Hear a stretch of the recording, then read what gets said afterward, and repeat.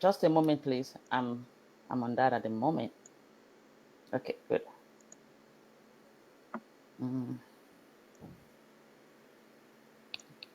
Yep. Share now on my window.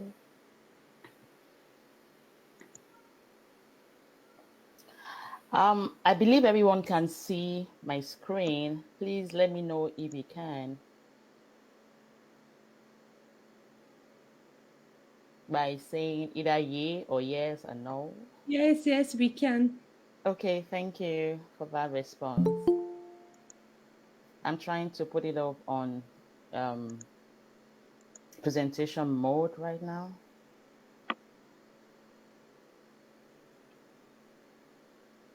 Okay.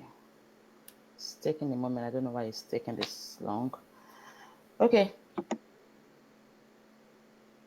Please, can you see it on presentation mode, or it's just a bit of in PowerPoint? I think I tried. Oh my goodness. This shouldn't happen. Okay. I'm having a bit of technical issues here right now. Okay.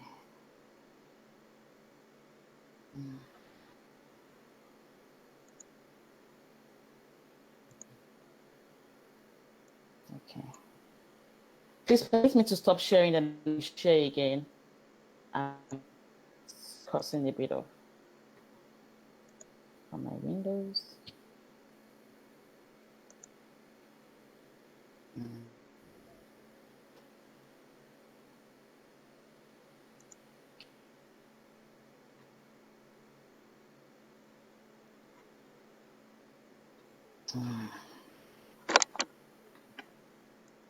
Okay. My computer has decided to hack up. This I will not agree with. Let's put it up again. Please. I'm so sorry. Okay. Now I'm here. Go back to sharing.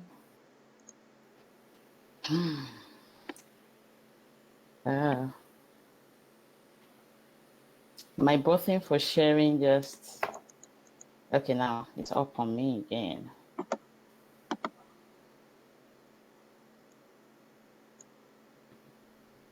This is can't believe. Okay. My windows. Okay, good. I have it now.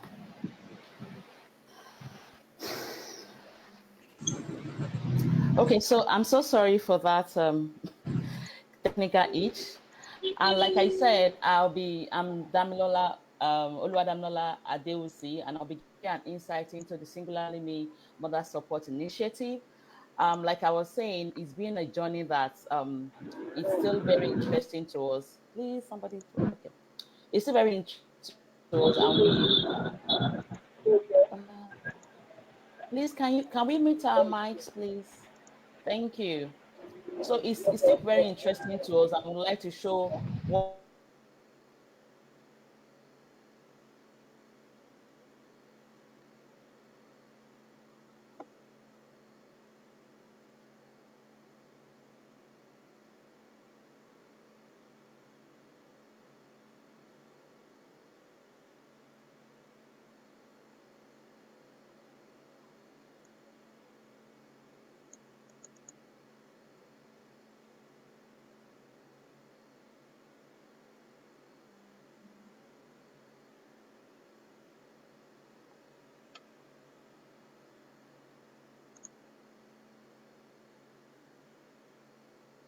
Okay, I think the presenter is still having a bit of technical itch. Please, if you are joining, kindly mute your the microphone so that everyone can have a relatively peaceful atmosphere. So please, presenter, if you have any technical challenge, you can reach out to us to share your slide. Over to you, Dr. Dolapo. Your mic is muted, please. Kindly unmute your mic, Dr. Odula. Yeah, thank you very much. Unfortunately, if we are able to, we will come back to that presenter. Let me go straight to my presentation now. And start by sharing my screen. Okay, there we are. There we are. There we are. And there. Can everybody see my screen? I hope we can all see my screen. So the main topic is experiences on gender equality training in co-educational schools in Nigeria, given by myself, Dr. Ibidolapo Ijarotimi. And this is the subtopics under which we will be discussing it. We will give a background, the findings from our studies, and the strategies that we are proposing, and then a call to action. Well, I wasn't supposed to be the one to read this, but I'm saddled with that, so I have got to do it. Okay. So I am the chairman and chief executive officer of Singularly Me Mother Support Initiative, which is a female-led non-governmental organization whose activities extend across Nigeria. Believe you me, I am actually young, energetic, and I'm results-driven. Presently, I specialize as a general practitioner in the United Kingdom, and I'm quite passionate towards ending all forms of violence against women and girls. And this passion is what led to the birthing of Singularly Me Mother Support Initiative. Now, we all know that gender inequality is a worrisome phenomenon in which girls and boys, or men and women, are not treated equally. Generally speaking, gender equality in most cases, it just means that men or boys are treated better than their female counterparts. And the ideology is actually, the inequality takes its roots in social ideologies, and it is something that has actually gone and eaten deep into the roots of political, educational, and economic spheres of all our environment. It's not just limited to sub-Saharan Africa or underdeveloped countries. There is also gender inequalities in developed worlds. It's just that the way it's manifest can be different. And we thought, in order to curb the increasing prevalence of gender-based violence in Nigerian communities, which is actually very high, we need to be able to address gender equality. And the first step towards doing that is being able to assess the knowledge, and perception among students of gender equality, because these young people, they are the ones that will grow up and be the future, and they are the ones that will determine what happens in the next 10, 20, 30, 40 years. So for us to be able to make a difference in the future, we need to have an idea of what is going on in their minds right now. Now, before we started taking our gender equality training into schools, we first went on the field to gather some data. And the essence of gathering that data was to describe the knowledge and perception of gender equality awareness and gender equality among secondary school students. We used both, it was a cross-sectional study in which we used both focus group discussions and questionnaires. And due to financial limitations, the study was conducted only in the southwest geopolitical zone of Nigeria. As we can see, most of the respondents were in the age group of 15 to 16 years old. They were what we would call higher secondary school students, and about two-thirds were female. About 70% of them live with both their parents, with only 32% living with single parents or a guardian. Now, in quantitative aspects, we asked specific questions. We asked how many perceived that males and females were equal. Only 35.6, only about one third felt that males and females were equal. And 40.2% felt that males were actually better than females. And when we said that better in what ways, some felt that males were better able to handle difficult situations, males were better suited to some kind of jobs, males were better suited to head families and to head organizations. Those were the kind of thoughts that made them think that males were better than females. Then we went a step further to find out, were they even aware that sex and gender, whether they were different, or what did they think about them? A very high percentage of almost 65% did not know. They were not aware that sex and gender were actually two different concepts. And almost 20% have never even heard of gender equality. If they have never heard of gender equality, then how do they even want to begin to think of that concept and think of ensuring that the genders are equal? Now, we'll continue to use interchangeably findings from our quantitative and from our qualitative studies in order to buttress points. For example, a male student did say that there is no difference between sex and gender, that even their teachers use them synonymously. So even if teachers in secondary schools in Nigeria are not able to differentiate between sex and gender, then how can they teach the students that these are two different things? And female students went as far as thinking that there is definitely no difference, and that maybe if the content of their books are updated once the difference between the words is proposed.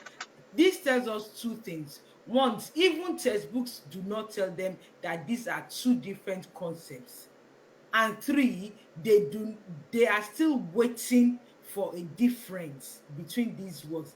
It means that they are totally clueless as to the difference between gender and sex. The good news is, though there were quite a few people that did not know the difference, there were still a few of the respondents in the focus group discussions that did know that, okay, that sex had to do with the biological constitution, while gender had to do with roles as perceived by the society. And yeah, and so just to summarize this part of it, most of the students, they were not aware that sex and gender were different. And this is so bad, such that even teachers and textbooks did not have not taught them that these two concepts are different. And therefore, the lack of knowledge at the appropriate level, the teacher and textbook knowledge, is obvious in the fact that the students also do not know. Now, moving on to their perceptions on gender equality. A male student replied, "Sincerely, I think males are higher than females. I was raised to believe so, and I have come to accept this as a standard." This is apparently a 15, 16-year-old boy saying this. And another female said, "I think males and females are not equal. I cannot compete with a boy in my class. In fact, my uncle and dad try to shut me up whenever I argue with my male siblings at home. They say it is not feminine to argue with boys or to compare with them." Another male replies, How on earth will I be considered equal to a female? Males have a higher sense of responsibility than females and are more relevant in the society than females. And when we look at all these points of view from teenagers, we begin to see that there is a fundamental difference. If a teenage boy can think that it is totally unacceptable, that it is inconceivable to think that a female is the same to a male, that they are at the same level, then we see that even as the year, then we are still very far off from achieving that aim of gender inequality, because these teenagers now, they are the ones that will be the leaders, they are the ones that will be the parents in 10, 15 years time, and they will perpetuate it. Like what one of the respondents says, that is what he was raised to believe, and that is obviously what he will raise his children to believe, to also believe. Also, like earlier, there will always be a light in this tunnel. A female responded, if I do what I'm supposed to do as a female, I will be more productive and responsive to the needs of my community. That is a female at least having self-confidence, having the belief in herself that she can be productive to her community. In the same way, we also have a male also believing that male and females are created equally. But further down, we still have some males that think that many females, like a female, males have more responsibilities than females. Many females just resort to childbearing and have no other purpose for their lives apart from marriage. However, she goes on to say, as for me, I want to be able to do what a male can do, even if I do not get all this support from friends and family. Another female says, a girl should not be subject to a boy. Healthy competition should be allowed. But many people eat up fallacies regarding the superiority of one sex over the other. We all need each other to survive. If we respond this way in our societies, things will work better for us. This is telling us that females, in as much as there are females that still believe that females are inferior to males in the Nigerian society, there are still females who are hopeful that if they can get support, even if not from their friends and families, because we know that in our society, our families, our friends, they don't believe that a female should be equal to males. So they are still hopeful that if they can get support, even from outside their families and friends, then they can have a platform to stand up and be equal to their male counterparts. Then they can have an avenue to be more than just a childbearing machine, but to be able to contribute meaningfully to the society.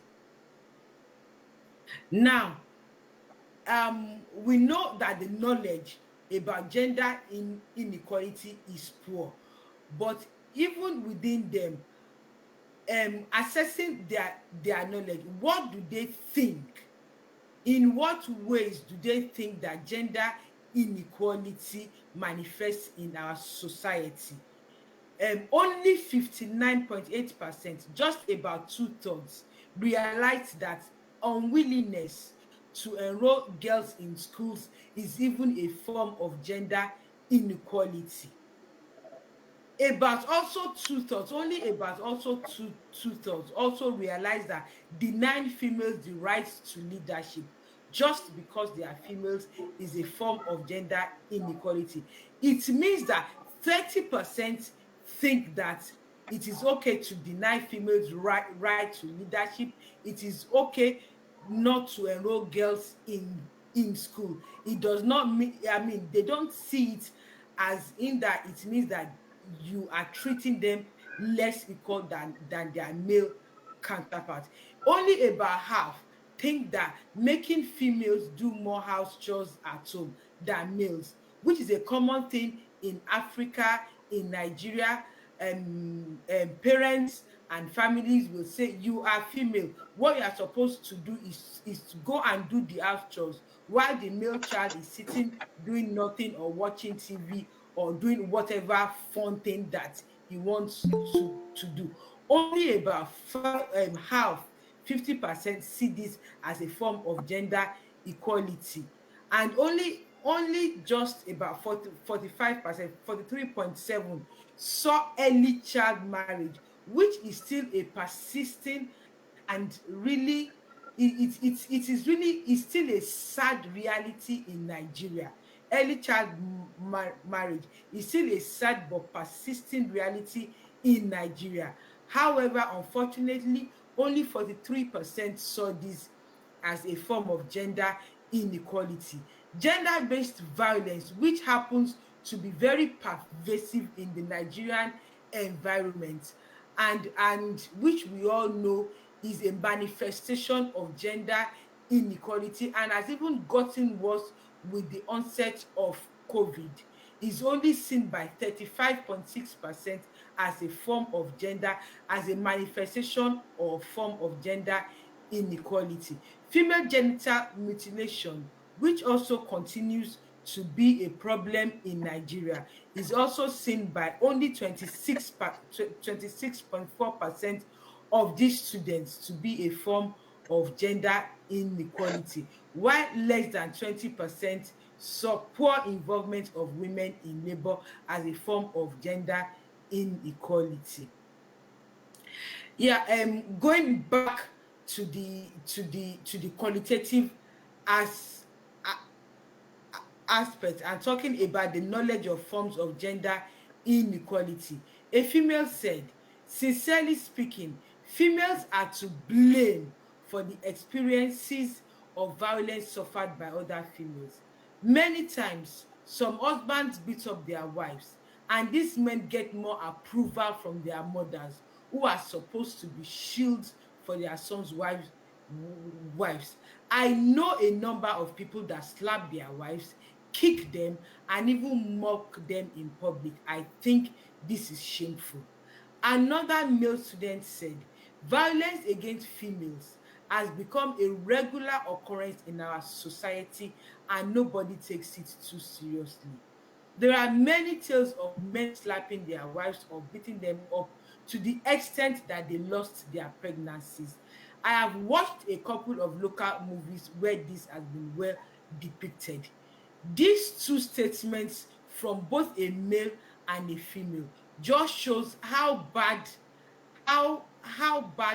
and how deeply enmeshed into our societies gender equality and gender-based violence is.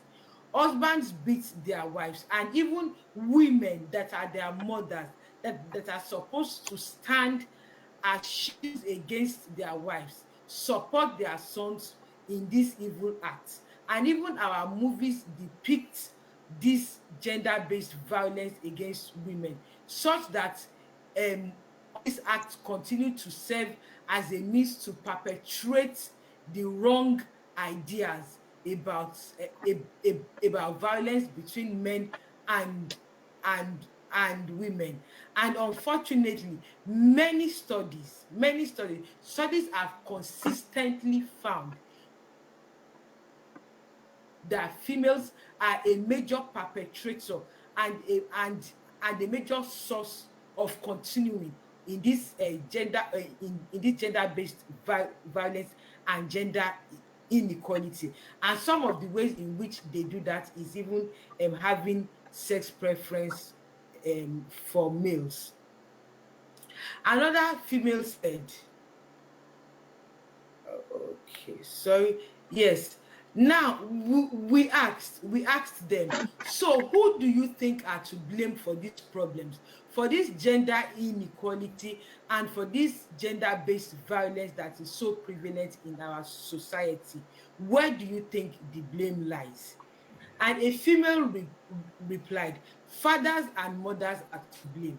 I think it is a high sense of irresponsibility for parents to raise their kids with the notion that that females should be victims of attacks from their male peers.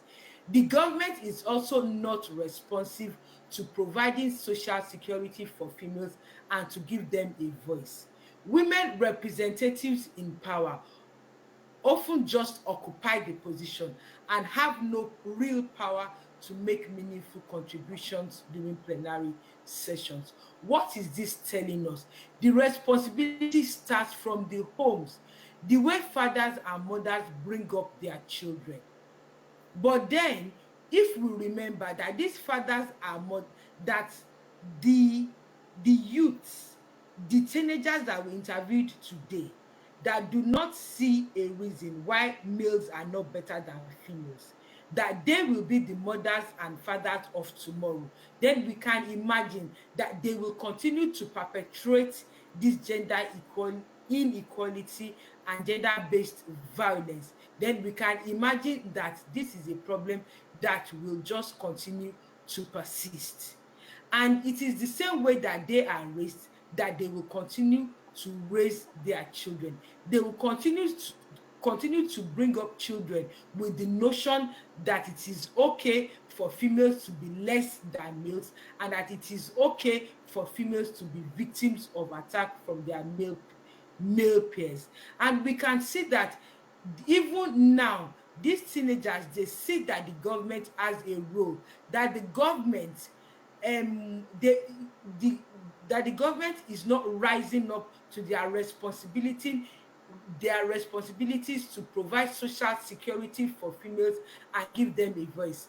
And yes, we see women in positions of power, in positions where they can represent other women.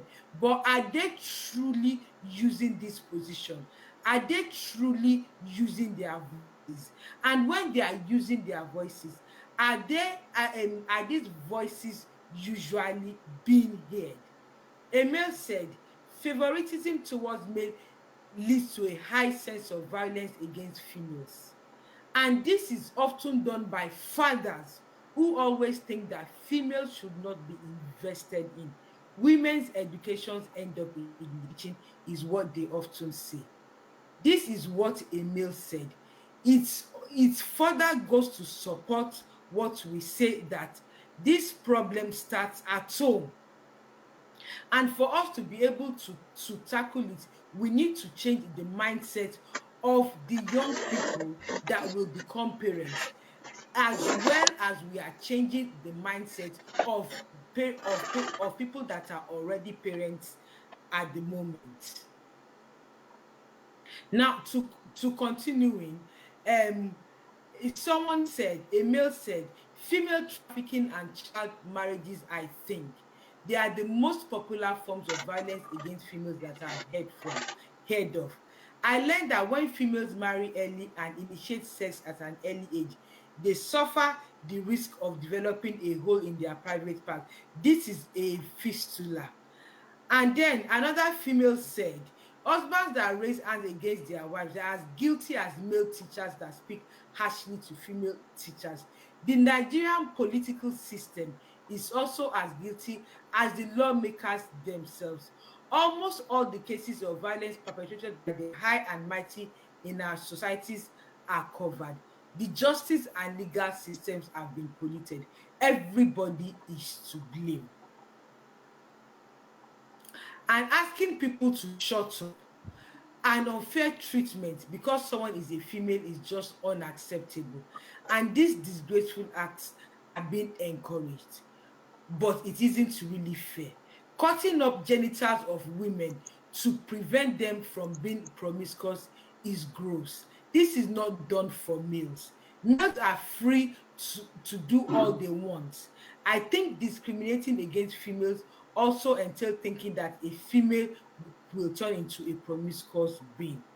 Finally, a male said, parents, traditional heads, religious heads, political heads, and everybody is to blame. And when we say everybody, yes, everybody in Nigeria has a blame, but the international community too, those that have at least are more enlightened, those that have achieved more in terms of gender inequality also have a role to play in supporting Nigeria to achieve gender equality. So we just asked we asked these students, who do they think promotes gender equality in the Nigerian societies the most? These figures, they have been inverted. They actually believe that uh, um, um, 79.3% of parents do not. 51.7 of governmental agencies and politicians do not. While 8% of non-governmental organizations do not. They are the ones that do not promote gender inequality. So I'm sorry this slide have been done the wrong way. So what are the impacts? We are able to see that they know that it impacts on education. 30% expect females they have reduced expectation in STEM subjects in females. 70% realize that it's a hindrance to national growth, and over 70% know that it's a limitation to advancement of females.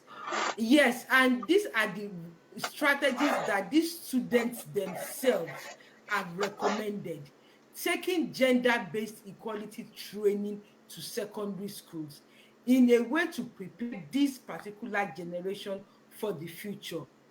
Shunning of gender bias by religious leaders, actually incorporating gender equality education into the school curriculum as separate from taking the training to schools, and making sure that there is school-based sensitization on gender awareness, and then for parents to provide equal opportunities to their male and female children. So basically speaking, orientation and reorientation is all that is needed, and we can do this through gender training in secondary schools, and also advocacy and in the community. Okay, so I think that is basically it. We just need you to know that this study was conducted among a more affluent and exposed schools, so that the real picture may actually be worse than what we have portrayed. Thank you very much. We need to know that every female girl child has a leader within that needs to be set free. Gender equality training is the future. Schools, religious leaders, government and non-governmental organizations should all be engaged in gender equality promotion. Thank you very much. Okay. Okay, thank you very much, Dr. Dolapo, for this amazing insight into the experiences so far, sharing gender equality training in most schools in the Southwest.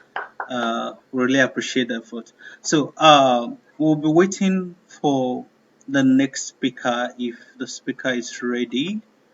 She went off some while back because of technical issues, and let's hope she's here with us. So please, you can come up No, now. the next speaker will be Elif, will be our partner Turkey. from Turkey. Okay, great. Yeah. That's amazing. You have the floor, Elif. Please kindly come up. Hi, thank you. I want to make a small correction. Our speaker is Miss Ceren Bilgin, not me. Oh, great. Thank you. Please, Miss Ceren. Okay, thank you, Elif. Hello, everyone, and greetings from Turkey. First, I would like to thank you for your amazing effort to enable women and girls to enjoy their fundamental human rights who were terribly affected by gender-based discrimination and violence, of course. And it's an honor to be shared the panel with the esteemed speakers and guests. My name is Ceren. I'm a board member of Turuncu Association. Before I proceed to talk about what we do, I believe it will be better to provide a quick insight into gender equality in Turkey. Let me share my screen with you, if I can.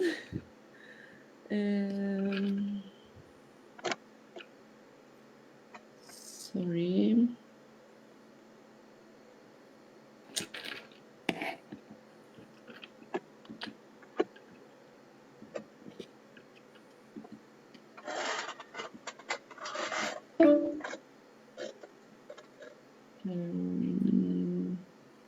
Sorry, I think I have a technical problem. I cannot share my screen with you. Anyway,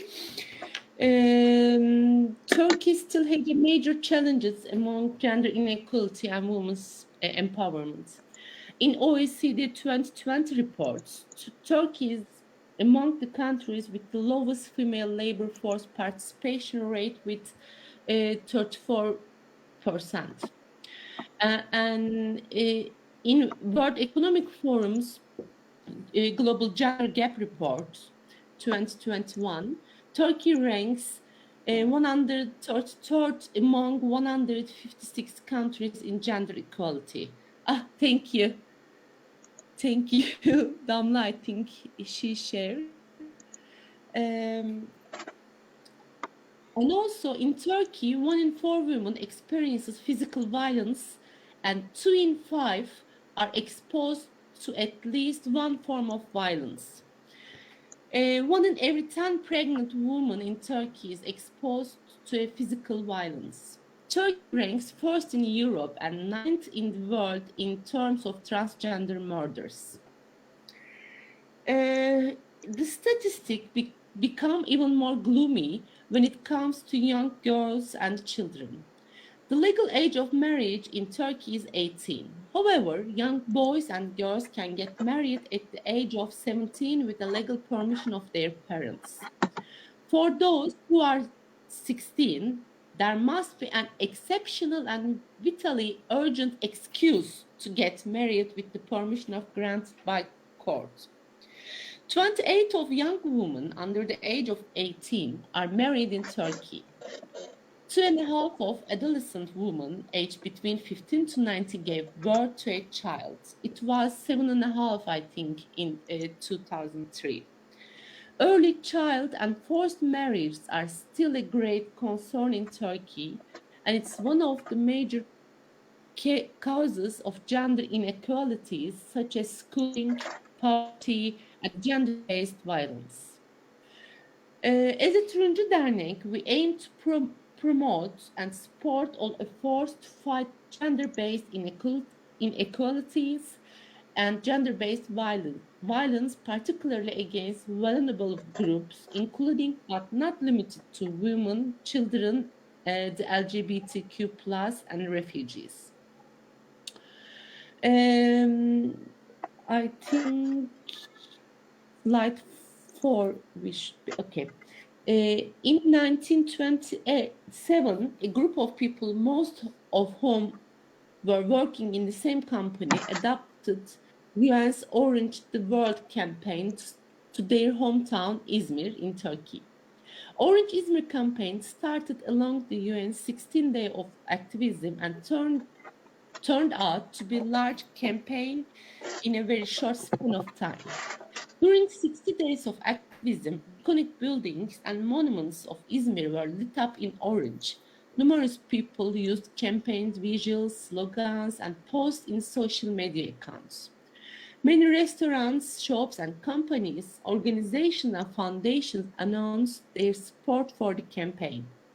The Orange Parade, organized in the last day of activism, was attended by around 2,000 people in spite of bad weather. 16 days of activism was a great success and encouraged us to pursue our aims with bigger enthusiasm and ambition in more organized way. That is how we have decided to establish Turuncu Orange organization under the leadership of Ms. Işılsu Kestelli, who successfully ran several social responsibility projects, both personally and as the chairperson of Izmir Commodity Exchange. Orange Izmir campaign first launched in 2017 and gained considerable support in a short period of time and has become a routine to be held every year with a great participation of individuals, local corporates, and organizations. The most influential part of this campaign is the inaugural walk or Orange Parade. That takes place in the last day of the campaign, which is also the 10th of December. Within the scope of the Orange Izmir campaign, the first Orange Talks was held in 2018. The event hosted experts and academics and met with great public participations.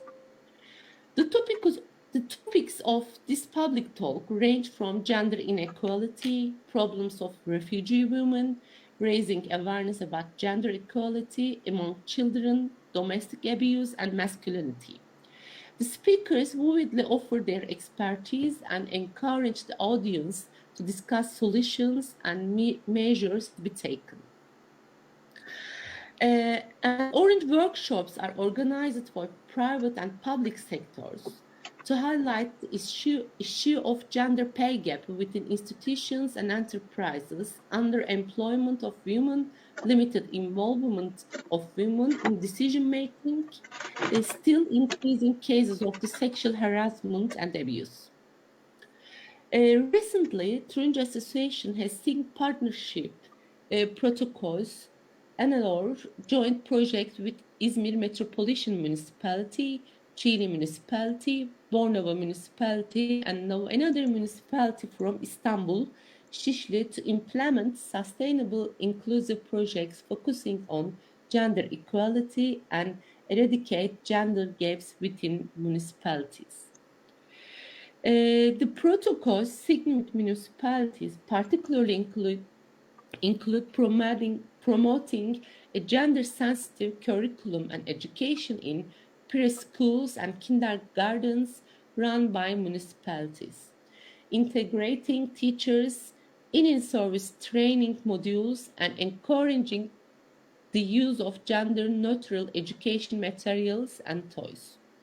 We support a gender-sensitive school environment and we collaborate with schools to design joint projects. We also support involved fatherhood practices and father support programs to engage men and boys in gender equality. We are a partner in the study group initiated by ECPAT Turkey to prevent child abuse. We provided gender-specific plans to the meetings and prospective campaigns of the task group. As a growing organization, Turuncu considers that it is the best engage in local campaigns and cooperate with another NGOs while seeking to expand the scope of its reach and operations. We are a stakeholder and guarantee of strengthening participatory democracy and monitoring gender equality in Turkey, an ongoing project initiated by the Association of Monitoring Gender Equality. Turuncu is also one of the participants of Nonviolent Masculinities Workshop Manual project carried out with the partnership of Özyeğin University and Initiative for the Critical Studies of Masculinities. We have just launched another project with Yaşar University about training communication and new media students to become social media experts in terms of gender equality, titled Empowering NGOs and Enhancing Their Visibility. Very recently, we have just been granted by the US Embassy for a project aiming at training psychologists, social service experts, and lawyers for the rights of LGBTQ and gender equality, entitled Building Rainbow Bridges. Another project is on the way with local hospitals, where we will launch gender equality trainings for medical personnel, mostly working in newborn and gynecology units. And that's it. Thank you for listening. Okay.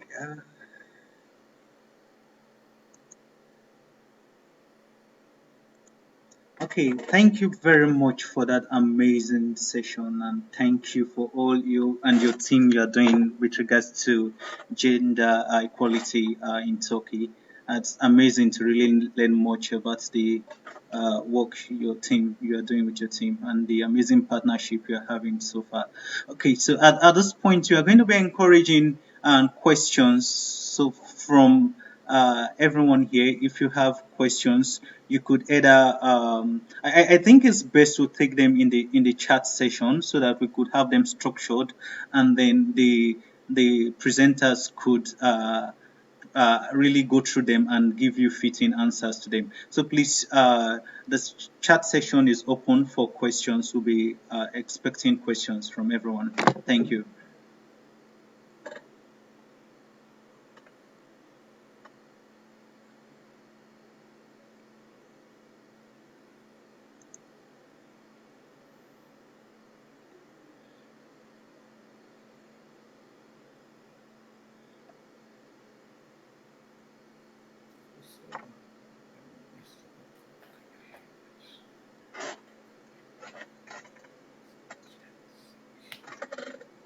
Okay, we're still expecting questions. We should have questions. Want to know, people should be wanting to know what's happening. What's the milestone so far achieved in Turkey, in Nigeria, where these amazing organizations have been making gigantic steps in creating a better future for everyone.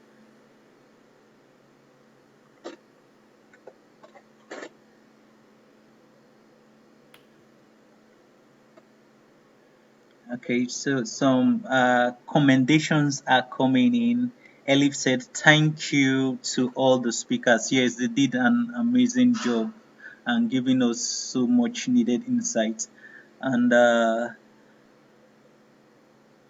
oh, no questions, I guess.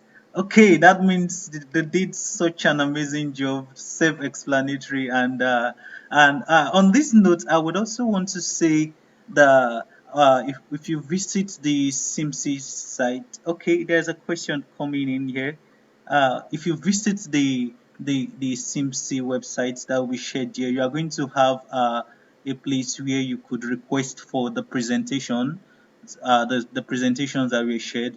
And if you have registered before via the mailing list, we are going to send that across to your mail so you could have a better overview of. So there's a question here from Afolabi. Does Singularly Me Mothers Support Initiative have plans to bridge wage inequality gap in Nigeria? Okay, this is going to the Singularly Me team, yes. And then Yeah, okay, yes. At the moment, we are a lot focused on advocating at the community and schools about gender inequality. We hope that in the long run, everything that pertains to gender inequality, including the inequality wage gap, is what we will be able to address. It's going to take a lot of hard work and a lot of commitment, but we believe that, that's something that we can do. The next question: what is the way forward for SiMMSI? We have a lot of tricks up our sleeve, if I can use that word. We have a lot planned.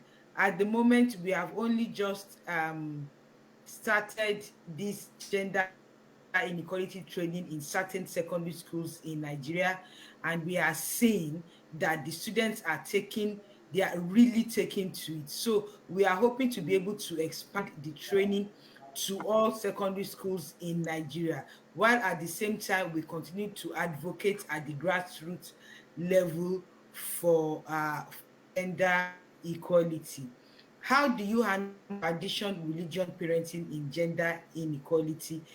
These are really different aspects that contribute to gender inequality, and they are handled differently. But generally speaking, advocacy at the grassroots level is the most important thing to do. What we are hoping to do, that we are working on at the moment, is also radio and television programs. And through these ones, we can reach a wider section of the people, going to religious places and talking and opening a discussion inequality in the radio, in the religious places, in as many avenues as possible. Those are the ways that we are hoping to handle it. I hope I've answered questions. Okay, great. Thank you very much, Dr. Dolapo. It's amazing. Yes, keep the questions coming. And I think we still have a few minutes to spare before we call it a day. So if you have questions, please kindly use the chat session.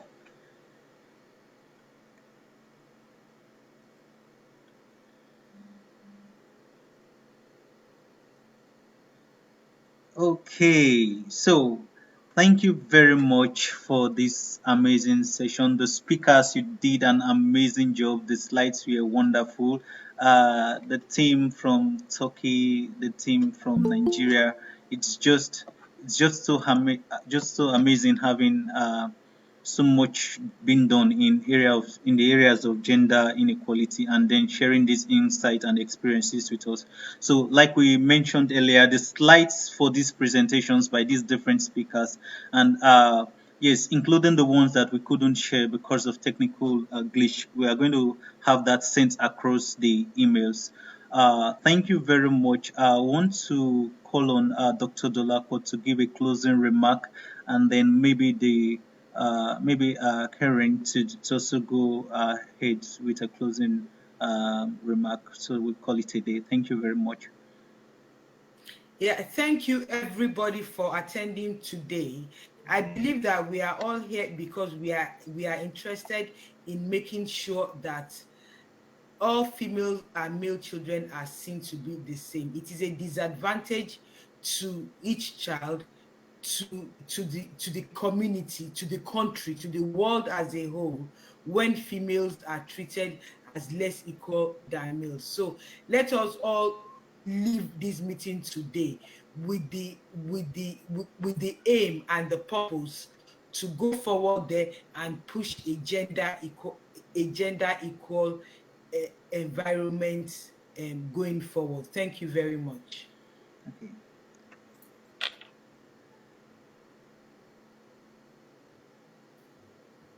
Yeah. Okay. Saren. Yes. Do you have anything to say? Yeah, sorry, I have connection problem. Okay. Thank you again, and Dr. Dalapo, that's amazing thing you did and you are doing. I hope someday we can meet somewhere and we can work together. Thank you. I hope so too. Thank you very much. Okay, so thank you very much Okay. everyone for this session. We'll get these slides sent to our emails, and then you could visit the links that I will be sent to request for those ones if you don't have them already. Thank you very much. We'll call it a day.